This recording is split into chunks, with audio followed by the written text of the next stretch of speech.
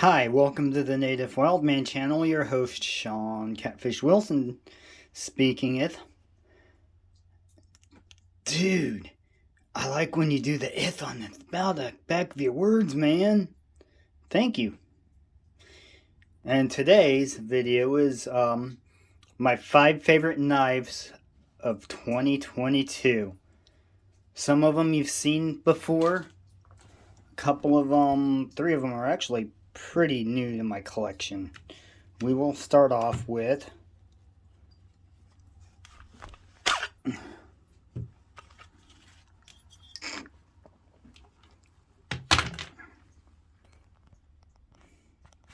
the SE6 Rowan.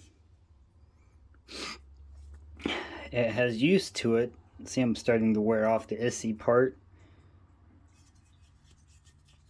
It's a pretty comfortable knife in my hand. Feels good, really aggressive when you're cutting wood. It is a bushcrafting knife. I haven't tried to strike a flint and steel with it, mainly because it's got the coating on it. But I do know I don't want to do it because I like the green covering on it. But I can wipe this, I can like scratch some of this off or wear it off on the place and use it to scratch a ferro rod.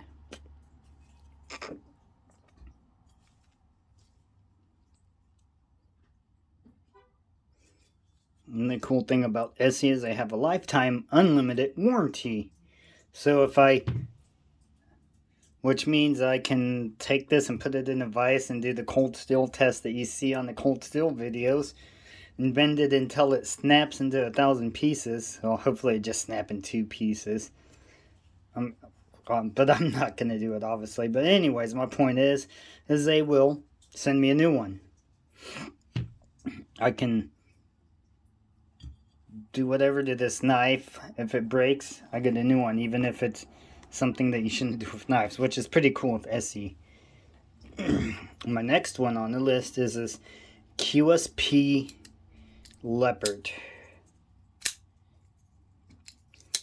Awesome action for a folding knife. Easily operated one hand. It's right hand carry only. What you don't want to carry this in your left hand with this pocket. I've had parts where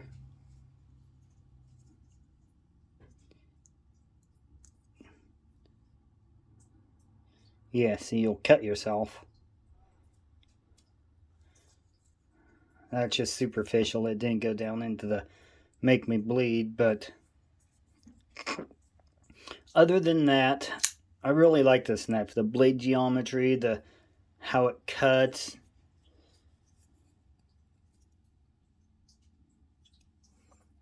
It cuts really nice. It feels really good in the hand. And it's definitely a slicing knife. It cuts through. It's cut through everything I needed it to cut through. For work. It'll carve up wood pretty decently fast. I'll cut off water sprouts and suckers off of trees. And the difference, water sprouts, they grow from the base, like you get, let's say this is a tree, right? We'll do it this way. And then you got these things growing off here that don't quite belong. Those are water sprouts. And when it's on the ground, sticking out like that, it's a sucker. Don't ask me why, but that's what it is. They're not in order, but I'll do them in order. My next favorite knife, and this one's seen a lot of work to it, and I really like it. This is my Cold Steel Counterpoint 1. This is my oldest knife in my collection.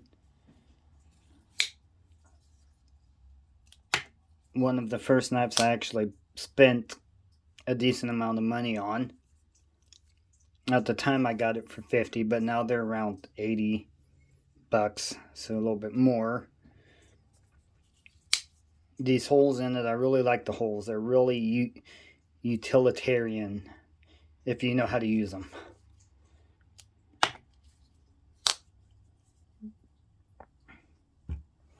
that would be my next in the list. Now we will go to my second favorite out of the whole thing, is a Cold Steel American Lawman. This thing's got an awesome steel on it. Awesome heat treat. This is actually the new Cold Steel. So it's not the old Cold Steel like this one, and oh, I don't have my other. And my other Lawman's the Cold Steel. But really, this thing seems like it's built with the same amount of quality, same amount of care than when in the older Cold Steels. Heat treatment seems to be good. Super sharp, really sharp. I haven't had to sharpen this yet, and I've used it quite a bit. You can see I don't always clean off my knives. Get the right angle. You can see that it's been a little warm, and well, I mean, blah blah blah blah. So the coating that they use on this blade, Cold Steel, seems to work very, very well.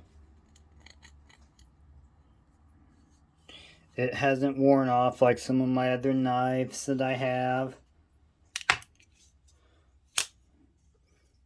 And even my mini that I've had for a long time that I use a lot, you can't tell as far as, I mean, you can, because it starts to get a bluish color after you use it. At least the other Cold Steel did. But I really like that knife. For a full-size knife, it's a really, really phenomenal knife.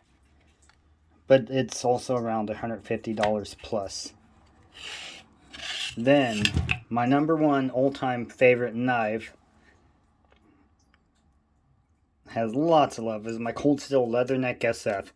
I like it. I love this handle material that they use. It's rubberized.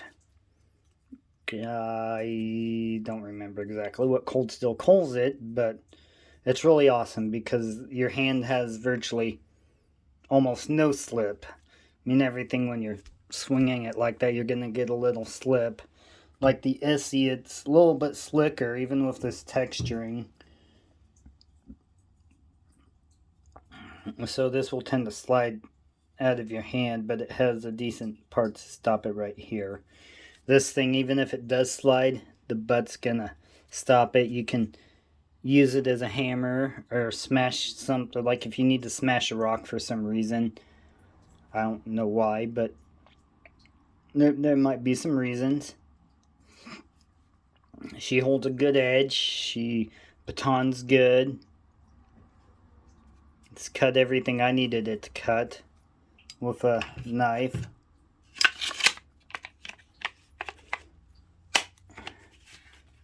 And the sheath is pretty good too.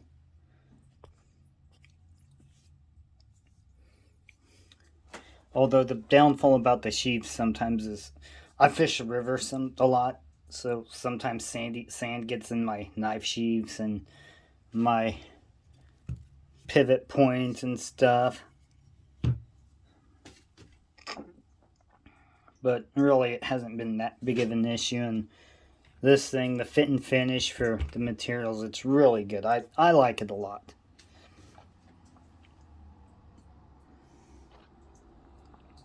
I have used the K-bars. It's similar, but I don't like K-bars as much as Cold Steel. I don't think it's as durable as a knife as what a Cold Steel is. But they do make nice knives, and they are sharp. But anyways, these are my 5 favorite knives for 2022.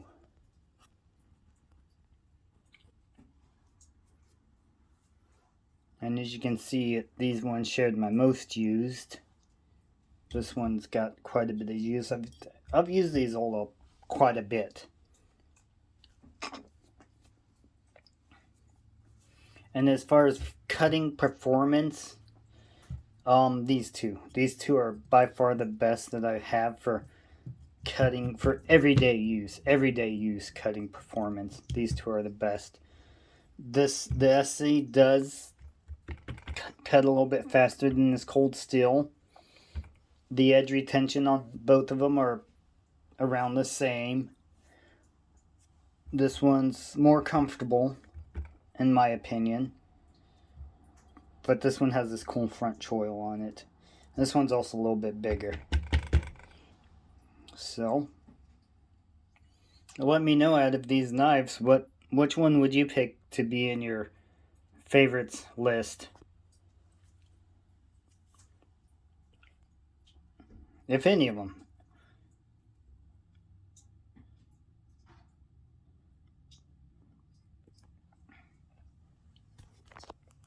Let me show you my sticker board. Really cool. I mean, really quick.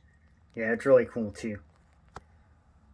Big Tiny, Gonzo, Danny Days Homestead, Radina's Bakehouse, Victoria May, which is a quiet listener, Catching Them Fish, Gal Southern Living, Yonan's Edge, and this is actually what, for one of his lives he mentioned he wanted to know our 5 favorite knives, and I decided to make a video. Shout out to Eonan's Edge and his wife, and give him love and prayers. He's got My Bad Adventure, Grumpy Grunt, awesome dude. The Sunfish King, mine, and all the others. I got a phone call, so peace and long life, my friends.